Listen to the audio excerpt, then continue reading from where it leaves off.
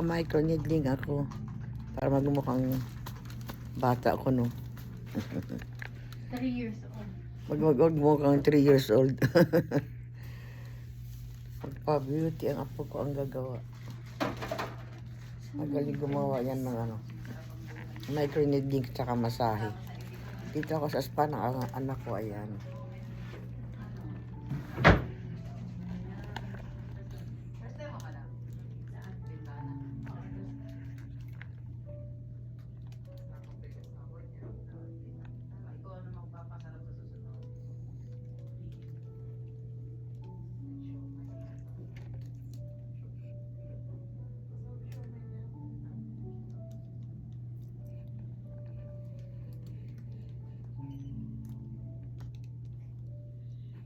Ayan, magpapa-beauty, magpa-micro-needling para magmukhang bata.